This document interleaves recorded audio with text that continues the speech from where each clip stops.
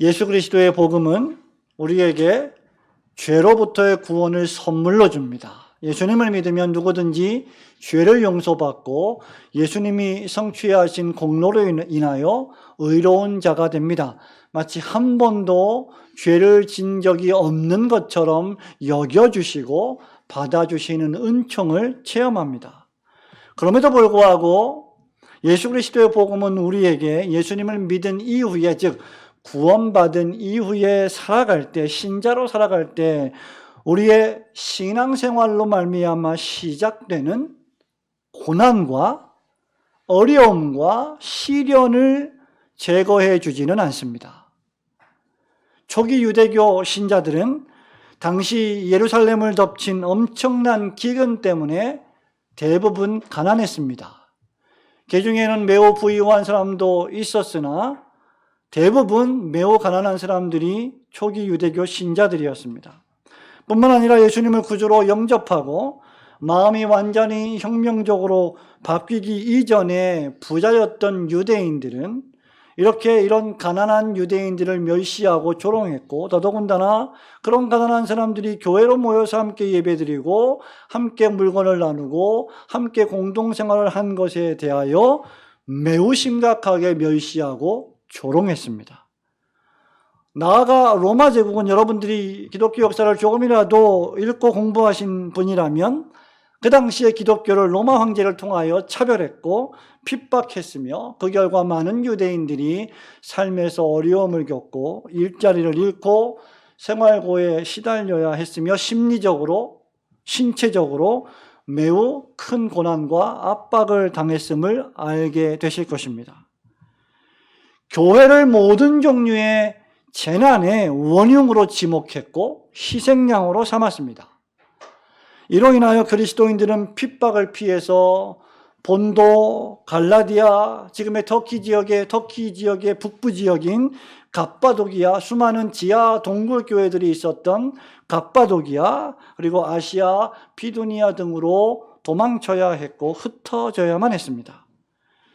초기 그리스도인들은 이런 예수님을 믿는다고 하는 이유 단 한 가지 때문에 감당하기 어려울 만큼 혹독한 시련을 당했습니다. 야고보는 이런 상황 속에서 박해받는 유대인 신자들을 위로하기 위하여 이 야고보서라고 하는 편지를 썼고, 동시에 예수님을 믿는다고 하면서 이러한 어려운 성도들을 돕지 않고 말로만, 지식으로만 신앙생활을 하는 행함이 없는 믿음이 있노라 자랑하는 자들을 비판하기 위해서 이 편지를 썼습니다. 오늘날 우리들도 정말 유사한 그런 상황을 경험하고 있지 않습니까? 우리도 오늘날 1세기와는 전혀 다른 종류의 시련을 겪고 있습니다. 1년이 넘게 지속되고 몇 달 동안만 버티면 끝날 줄 알았던 이 코로나 전염병 사태로 많은 사람들이 직업을 잃었고 재정적으로 심각한 타격을 입었습니다. 많은 교회와 성도들이 과도한 여론의 비판으로 예배 생활에 지장을 초래할 만큼 위축되어 있는 것도 사실입니다. 확실히 오늘날 우리들도 시련 가운데 있습니다. 이미 우리는 시련 중에 온전히 인내하는 법에 대하여 지난 야고보서 강의 첫 번째 시간에 말씀을 살펴본 바 있습니다. 여러분들의 삶에 실제로 시련이 닥쳤을 때, 그 시련의 종류가 무엇이든지 간에 시련의 위험, 어려움의 시기가 닥쳤을 때 그것은 여러분을 유혹하는, 여러분을 하여금 죄를 짓고 악을 행하게 만드는 유혹의 시기이기도 하지만 동시에 인내를 온전히 이루어가는 시기이기도 합니다. 오늘 본문은 그렇게 인내하는 또 다른 강력한 한 가지 방법을 제시합니다. 신자가 시련을 당할 때, 어려움을 당할 때 믿음의 인내를 온전히 이루어야 하는데, 그 믿음의 인내를 온전히 이루는 또 한 가지 강력한 방법을 교훈해 주고 있는데, 그것이 바로 주님을 신뢰하는 마음으로 하나님께 기도하는 것입니다. 오늘은 그리스도인들이 시련 중에 어떻게 기도해야 하는가, 어려움을 만났을 때 어떻게 기도해야 하는가? 항상 기뻐해야 하고 쉬지 않고 기도해야 하지만 특별히 어려운 일을 겪었을 때, 당했을 때 어떻게 기도할지에 관해 두 가지를 살펴보고자 합니다. 첫째로 시련 중에 있는 그리스도인은 모든 지혜의 근원이신 하나님께 지혜를 주세요라고 지혜를 구하는 기도를 올려야 합니다. 우리 5절 말씀 우리 한번 같이 읽어볼까요? 너희 중에 시작. 너희 중에 누구든지 지혜가 부족하거든 모든 사람에게 후히 주시고 꾸짖지 아니하시는 하나님께 구하라. 그리하면 이루리라. 그리하면 주시리라. 이루리라 또는 받으리라. 이렇게 해석할 수 있겠죠? 야고보 사도는 지금 우리에게 시련 중에 지혜를 구하라고 요청하고 있습니다. 잘 보십시오, 성도 여러분. 야고보는 5절에서 시련 중에 시련을 없애주세요, 시련을 제거해주세요라고 기도하라 요청하지 않았습니다. 시련을 아예 만나지 않게 해주세요. 제발 저는 꽃길만 걷게 해주세요. 행복한 일만 생기게 해주세요라고 기도하지도 않았습니다. 도리어 야고보는 지혜를 달라고 기도하라고 명령하고 있습니다. 성도 여러분, 저와 여러분이 인생을 살아갈 때 만나는 시련과 어려움 가운데 반드시 지혜를 구해야 하는 기도를 할 몇 가지 이유가 있습니다. 왜 우리가 어려운 일을 만났을 때 하나님 지혜를 주세요라고 기도해야 할까? 세 가지가 있는데 그 첫째는 신자는 시련 중에 매우 어리석게 행동할 가능성이 많기 때문입니다. 어려운 일을 당할 때 신자라 할지라도 어리석게 미련하게 불신앙적으로 행동할 가능성이 있다. 그 말입니다. 두 번째는 왜 우리가 지혜를 구해야 하느냐? 하나님께서 모든 지혜의 원천이요, 근원이요, 모든 지혜의 풍성한 보고가 되시기 때문입니다. 세 번째는 오직 하나님만이 우리에게 주시는 지혜만, 하나님이 우리에게 주시는 지혜만이 우리가 당하는 시련을 온전히 극복하게 해 줄 수 있기 때문입니다. 그래서 야고보는 5절에 누구든지 지혜가 부족하거든 하나님께 구하세요라고 말하고 있는 것이죠. 일반적으로 지혜란 무엇일까요? 여러분이 알고 있는 지혜는 지식을 슬기롭게 잘 사용하는 방법을 가리킵니다. 그래서 지식은 지혜와 다르죠. 지혜는 지식이 아닙니다. 지혜는 이미 알고 있는 정보와 지식을 총동원해서 그것을 슬기롭게 사용하는, 그리고 그것을 삶에 적용할 줄 아는 일종의 기술을 가리킵니다. 그런데 성경에서 말하고 있는 지혜란 하나님께로부터 오는 선물이며 하나님을 알 수 있는 참된 지혜와 연결되어 있습니다. 즉 참된 지혜란 하나님을 믿는 신자만이 소유할 수 있는 것이요, 그런 신자만이 하나님께 달라고 기도할 수 있는 내용이라는 말입니다. 그러므로 믿음이 있다면, 내가 중생받은 신자라면 하나님께 지혜를 구해야 한다는 말이죠.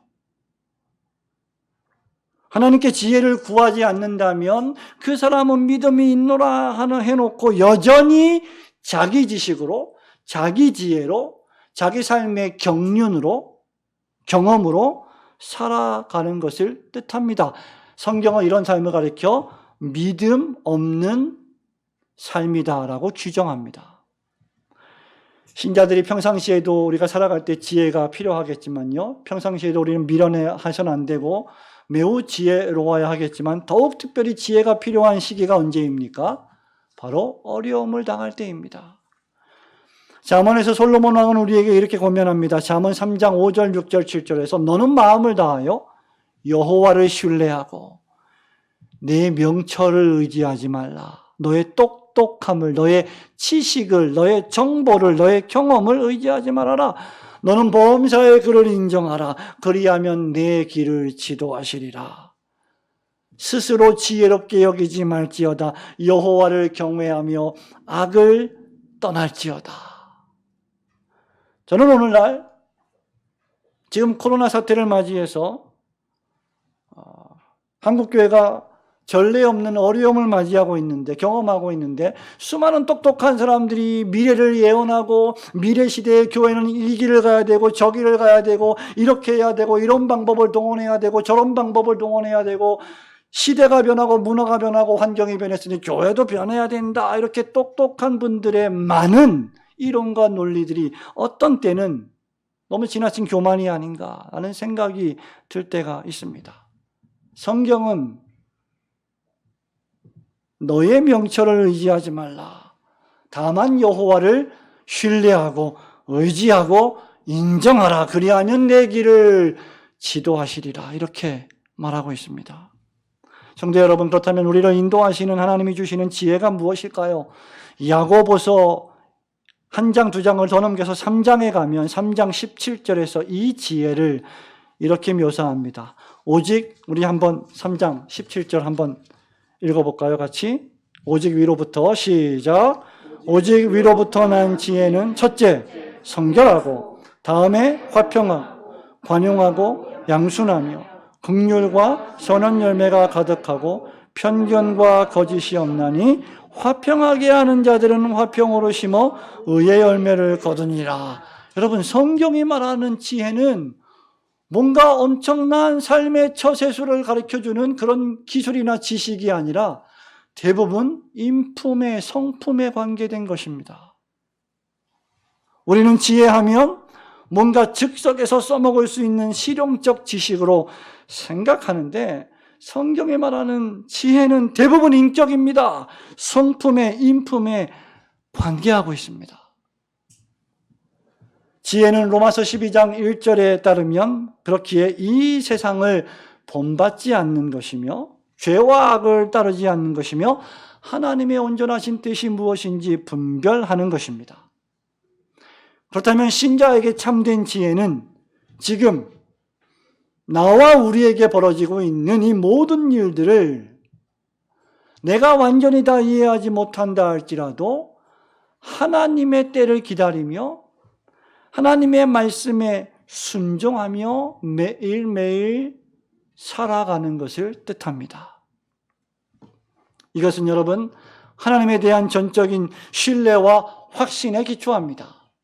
매일매일 신자의 삶 속에서 벌어지는 예측 불가능한, 이해할 수 없는 사건과 사고들, 전 세계에서 벌어지고 있는 수많은 우리의 머리로는 완전히 납득할 수 없는 일들조차 하나님의 손 안에 있으며 하나님의 뜻 가운데 하나님께서 통치하고 계시다라고 하는 것을 신뢰하고 믿는 것, 그것이 지혜라는 것이죠. 그러므로 믿음이 없이는 지혜가 없습니다. 믿음이 없이는 하나님을 기쁘시게 할 수 없습니다.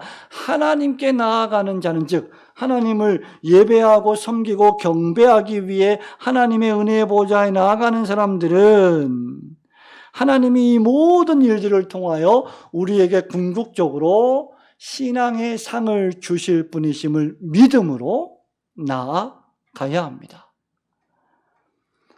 그렇기에 참된 지혜는 하나님을 신뢰하고 의지하게 만듭니다. 결국 참된 믿음이 참된 지혜라 할 수 있겠습니다. 우리가 믿음으로 하나님께 지혜를 구할 때 하나님께서는 5절에 보니 놀랍게도 어떻게 주십니까?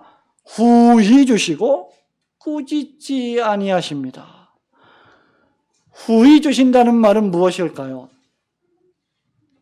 여러분, 가끔 우리 교회의 어린아이, 소미, 봄이, 또 우리 서와 같은 미취학 아동들, 이런 아이들이 제게 와서 뭔가를 요청하면 저는 후히 줍니다. 많이 줍니다. 부모님이 싫어할 정도로 초콜릿도 주고 사탕도 주고 많이 줘요. 후히 줘요. 그런 마음입니다. 마치 자녀들에게 부모님이 무엇이든 다 주고 싶은 그런 마음으로 하나님이 우리에게 지혜를 주신다는 것이죠. 그것이 후히 주신다는 것입니다. 망설임 없이, 주저함 없이 풍성히 주심을 의미합니다. 꾸짖지 아니하신다는 말은 그것을 귀찮아하거나 질책하거나 헐뜯거나 주면서 조롱하고 비난하는 사람들이 있잖아요. 헐뜯으며 주시지 않고 관용하며 자비롭게 주십니다. 인자하신 아버지 어머니가 자녀들의 요청을 즐거운 마음으로 들어주는 것처럼 말입니다. 그렇기에 하나님 아버지께 지혜를 구하기만 하면 하나님께서는 당신의 사랑하는 자녀들에게 지혜를 주십니다. 그렇기에 우리가 할 일은 무엇입니까? 지혜를 구하는 것입니다. 누구든지 지혜가 부족하거든 모든 사람에게 후히 주시고 꾸짖지 아니하시는 하나님께 구하라. 그리하면 주시리라. 여기 구하라고 하는 헬라어 언어는 명령형으로 되어 있습니다. 지혜를 구하라. 이 기도는 단순히 바울 사도의 개인적인 조언이 아닙니다. 솔로몬 왕의 인생을 다 살아보니까 여러분들이 겪을 만한 모든 종류의 상황들을 내가 다 겪어본 경험자인데 살아보니까 지혜를 구하는 게 좋을 것 같아 라고 하는 조언도 아닙니다. 이것은 하나님의 명령입니다. 지혜를 구하는 것은 하나님의 명령입니다. 하나님의 지혜에 귀를 기울이고 명철을 마음에 두지 않는다면 그런 신자는 지혜가 없기 때문에 계속해서 고난을 당할 것이고 고난 중에 어떻게 대처해야 할지를 몰라 계속해서 세상을 찾아갈 것이고 세상의 전문가들에게 의뢰할 것이고 그들에게 받는 답은 문제를 해결하지 못할 것입니다. 하나님은 우리가 해결해야 될 모든 답을 가지고 계십니다. 하나님은 우리가 구하는 것 이상으로 더 풍성하게 주시는 인자하신 아버지 하나님이십니다. 실제로 로마서 11장 33절에 따르면 하나님의 지혜와 지식은 풍요하다, 부요하다, 풍성하다라고 했습니다. 하나님의 주심은 조건이 없는 주심입니다. 그렇기에 구하는 자마다 누구나가 받게 될 것입니다. 구하라 그리하면 주시리라. 주님 자녀들이 여러 곤란과 환난 중에 하나님 앞에 나아가 지혜를 구할 때 후히 주시고 꾸짖지 아니하시는 하나님을 의지하고 부지런히 주님 앞에 나아가 참된 지혜 얻기를 간구하시는 성도들 되시기를 주님의 이름으로 축원합니다. 아멘. 두 번째로 시련 중에 있는 그리스도인은 의심하지 않고 믿음으로 구하는 기도를 올려야 합니다. 의심하지 않고 믿음으로 기도해야 한다 말이죠. 6절과 7절 말씀 우리 함께 읽어보겠습니다. 오직 믿음으로 시작. 오직 믿음으로 구하고 조금도 의심하지 말라. 의심하는 자는 마치 바람에 밀려 요동하는 바닷물결 같으니 이런 사람은 무엇이든지 주께 얻기를 생각하지 말라. 두 마음을 품어 모든 일에 정함이 없는 자로다라고 썼습니다. 이 말씀은 지혜를 구할 때에 하나님의 자녀들, 지혜를 구하는 기도를 올릴 때에 주의 백성들의 태도에 관한 말씀입니다. 지혜를 구할 때 필요한 단 한 가지 조건이 있는데 그것이 바로 하나님에 관한 신뢰와 믿음입니다. 그래서 야고보 사도는 믿음으로 구하라. 조금도 의심하지 말라 명령한 것이죠. 의심하지 않는 것은 기도의 절대적 조건입니다. 하나님께서는 기도하는 자에게 응답해 주실 것을 약속해 주셨기 때문에 기도할 때는 반드시 그 약속을 믿고 구해야 합니다. 마태복음 7장 7절, 요한복음 14장 14절에 구하라 그리하면 너희에게 주실 것이요. 무엇이든지 하나님 아버지께 주님의 이름으로 기도하는 것은 받은 줄로 믿으라 라고 말씀하셨습니다. 우리의 자녀들이 부모된 여러분들에게 아빠 엄마 이것 좀 주세요 라고 하면서 아빠 엄마는 안 주실 거죠? 줄 능력이 없으시죠? 라고 의심하거나 불신하거나 그 능력을 제한한다면 그런 자녀들에게 부모는 쉽게 주지 않을 것입니다. 여러분 그것은 믿음으로 올리는 기도가 아니죠. 믿음으로 하는 기도가 여기 정반대로 의심하는 가운데 하는 기도와 대조되어 있습니다. 7절, 6절 말씀은 의심하지 말라라고 말하고 있습니다.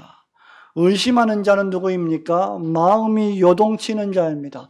마음이 요동치면 흔들리고 쓰러지며 넘어집니다. 모든 게 마음에 달린 문제입니다. 왜냐하면 의심이 그로 하여금 마음을 갈라놓고 다투게 하기 때문이죠. 여러분, 누군가를 온전히 믿으면 그 마음은 분열되지 않아요. 그런데 누군가를 온전히 못 믿으면 여러분 마음속에 믿음과 불신, 불신과 의심, 믿음이 섞여서 뒤죽박죽되어 서로 싸우게 됩니다. 저 사람을 믿을 수 있을 것인가? 믿지 못할 것인가? 원어의 뜻대로 해석하자면 이런 자는 자기 자신과 다투는 사람입니다. 내 안에 내가 너무도 많아 편히 쉴 날이 전혀 없는 거죠. 싸우는 겁니다. 믿어야 할 마음과 믿지 못하는 마음이 공존하여 싸워서 불신앙이 이기는 형국을 가리킬 때 우리는 믿음으로 기도하지 않고 의심하며 기도하는 자의 기도의 모습이다라고 말하는 것입니다. 야고보는 이런 사람을 가리켜서 바람에 밀려 요동치는 바닷물결같이 이리저리 갈피를 잡지 못하고 흔들리는 사람으로 비유합니다. 마태복음 14장 30절에 보시면 바람에 흔들리는 바다를 보고 무서워서 물에 빠져들어가는 사람이 있었는데 바로 베드로입니다. 주여 당신이시니까? 라고 묻는 질문에 우리 주님이 나다, 내게로 오라라고 말하는데 그 길을 걸어갈 때, 그 바다의 길을 걸어갈 때 바다에 물결 치는 것을 보고 의심하기 시작할 때 베드로는 빠져 들어갔습니다. 여러분, 이런 마음의 상태를 가진 사람은 어떤 일이든지 하나님께로부터 무엇인가를 얻기를 생각하지 말아야 합니다. 의심의 마음으로는 아무것도 얻을 수 없기 때문입니다. 이미 하나님이 어떤 분이신지 자기 마음속에 확정을 해놓았기 때문이죠. 하나님은 이걸 주실 수 없는 분일 거야. 안 주실 거야. 하나님은 인색하셔. 그러니 안 주실 거야. 라고 생각하며 달라고 한다면 어떤 하나님이, 어떤 부모가, 어떤 아버지, 어머니가 그 자녀에게 기쁨으로 선물을 주겠습니까? 받을 수 있을지 없을지 의심하면서 구하는 자가 그 기도의 응답을 받을 리 만무이기 때문입니다. 그러므로 우리가 새로운 한 해를 시작하면서 여러분이 뭔가 마음에 감동을 받아 작정하고 기도하면서 하나님 앞에 기도를 했다면 믿으셔야 합니다. 믿고 기도해야 합니다. 하나님께서 이루어 주시고 성취하여 주시고 응답하여 주실 것을 믿고 간절히 뜨겁게 열렬하게 기도해야 합니다. 그렇지 않고 기도하는 것은 주님을 모독하는 것입니다. 사도 야고보는 이런 사람을 가리켜서 두 마음을 품었다. 8절에 모든 일에 정함이 없는 자다. 이렇게 말합니다. 참된 종들은 누구입니까? 주인이 보든 보시지 않든 항상 부지런히 성실하게 자기의 일을 하는 자들입니다.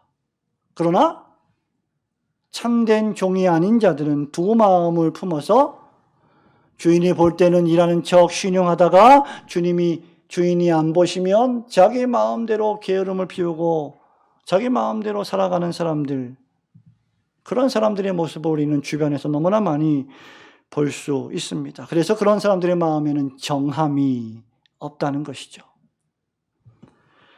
여러분, 두 마음이란 신앙과 불신앙의 마음이 혼재해 있는 것입니다. 마태복음 6장 24절에서 우리 주님이 하신 말씀처럼 두 주인을 섬기는 형국이죠. 두 주인을 섬기는 마음을 가진 자는 결코 그 마음에 있어서 정결할 수 없습니다. 야고보서 4장 8절에도 보면요, 야고보는 이런 사람들을 향해서 하나님을 가까이 하라, 그리하면 너희를 가까이 하시리라. 죄인들아 손을 깨끗이 하라. 두 마음을 품은 자들아 마음을 성결하게 하라. 이렇게 명령하고 있습니다. 성도 여러분, 여러분은 지금까지 여러분의 삶을, 여러분의 생명을 살아오시면서 많은 사람들을 만났을 것입니다. 그 사람들 가운데는 정말 신뢰할 만한 사람, 믿을 만한 사람들이 있었는가 하면 믿지 못할 만한 사람, 거짓말을 밥 먹듯이 하는 사람, 겉과 속이 다른 사람들도 분명히 있었을 것입니다. 우리는 인생을 살아가면서 이랬다 저랬다 하는 사람, 도무지 갈피를 잡을 수 없는 사람, 도무지 기분을 맞춰줄 수 없는 사람, 신뢰할 만하지 못한 사람, 마음이 흔들리는 사람, 마음을 주님께 온전히 고정하지 못하고 세상 따라 이리저리 흔들리는 사람들을 보게 될 것입니다. 여러분, 이런 사람은 하나님도 섬기고 동시에 돈도 섬기는 사람과 같고 하나님도 사랑하고 세상도 사랑하는 사람과 같습니다. 교회 생활을 자기의 삶의 이익의 재료로 쓰는 사람입니다. 경건을 이익의 재료로 쓰는 사람입니다. 목사, 장로, 집사, 권사의 직분을 자기 사업수단의 재료로 쓰는 사람들입니다. 정결하지 못한 사람들. 여러분, 그러나 실제로 하나님 앞에서 이런 삶은 불가능합니다. 왜냐하면 야고보서 4장 4절이 말하는 것처럼 세상에 벗되는 것이 하나님과 원수된 것이기 때문입니다. 그러므로 누군가 그렇게 살고 있다면, 그런 사람들이 심지어 교회 안에 있다면 그들은 참된 신자가 아닐 것입니다. 성도 여러분, 우리의 마음이 평상시에도 많이 흔들린다면 시험을 만났을 때는 얼마나 더 많이 흔들리겠습니까? 우리의 하나님을 믿는 신앙이라는 것, 우리가 교회를 섬기는 그 섬기는 삶이라는 것, 그런 것들이 여러분 잘 보세요. 모든 것이 다 잘 되고 교회가 평안하고 집에도 아무 문제가 없고 사업도 잘 되고 정말 모든 것들이 평안할 때는 잘 드러나지 않아서 모두가 다 잘 믿는 신자 같고 믿음이 좋은 신자 같이 보입니다. 그런데 시련이 옵니다. 고난이 닥칩니다. 교회 안에 시험거리가 터집니다. 가정에 문제가 생깁니다. 사업에 문제가 생깁니다. 가족 간의 관계에 문제가 생깁니다. 그러면 바로 그때 그 시련과 고난과 어려움의 상황이 내 삶에 닥치면 그때 참 신자의 진면목이 드러납니다. 시련과 고난과 환난이 닥칠 때 믿음 없는 사람은 여지없이 자기 자신의 지혜를 의지합니다. 기껏해야 실제로는 도울 힘이 전혀 없는 사람의 능력을 의지합니다. 그러나 믿음 있는 사람은 시련을 만났을 때 하나님을 찾습니다. 하나님의 이름을 부릅니다. 하나님의 능력을 구합니다. 하나님의 뜻과 지혜를 추구합니다. 하나님의 존재와 인격을 믿고 그분이 날 위하여 하신 일을 의지하며 믿음으로 구하고 의심하지 않습니다. 하나님, 나는 언약의 자녀이기 때문에 당신께서 반드시 이 모든 것을 합력하여 선하게 만들어 주실 것을 저는 굳게 믿습니다. 살아도 주를 위하여 살고 죽어도 주를 위하여 죽을 수 있습니다. 사나 죽으나 내가 주님의 것이기 때문입니다. 라고 고백할 수 있게 됩니다. 이런 사람들만이 하나님께서 후히 주시고 풍성히 주시는 놀라운 기도의 응답을 경험하게 될 것입니다. 어떤 경우에는 여러분으로 하여금 저로 하여금 교만하고 자고하지 않게 하시려고 하나님께서 우리의 기도의 응답을 아주 늦게 하시는 경우도 있음을, 또는 죽을 때까지 우리가 기도했던 어떤 기도의 특정한 제목들은 응답해 주시지 않는, 우리의 뜻대로 응답해 주시지 않는 경우도 있습니다. 오히려 그것이 우리에게 축복이요, 우리의 신앙을 더욱 고양시키기 위한 하나님의 섭리이기 때문입니다. 그러므로 어떤 것이 응답되었다면 하나님께 감사하십시오. 그것이 여러분에게 필요하기 때문에 주님이 응답하신 것입니다. 또 어떤 것은 응답되지 않았다면 여러분 그것에 대하여 하나님께 감사하십시오. 지금은 때가 아니요. 하나님이 정하신 때가 있을 것이기 때문입니다. 그러므로 여러분이 지금 어떤 종류의 시련 가운데 있다면, 그리고 지금 그걸 헤쳐나갈 지혜가 여러분에게 부족하다면, 풍성한 지혜를 주실 하나님을 의지하고 하나님께 구하시는 성도들이 되시기를 주님의 이름으로 축원합니다. 사랑하는 우리 성도 여러분, 말씀을 맺습니다. 그렇다면 이 짧은 5, 6, 7, 8절 4절의 말씀을 기초해 볼 때 나에게 당하는 모든 시련은 사실 나의 믿음을 테스트할 좋은 기회입니다. 어려운 일 없으면 우리의 믿음이 크게 성장하기가 어렵습니다. 시련은 나의 인내를 위한 하나님의 섭리적 수단이요, 나의 믿음을 온전히 인내하게 될 좋은 기회입니다. 시련은 나로 하여금 하나님 아버지께 무릎 꿇고 엎드리게 만들기 때문입니다.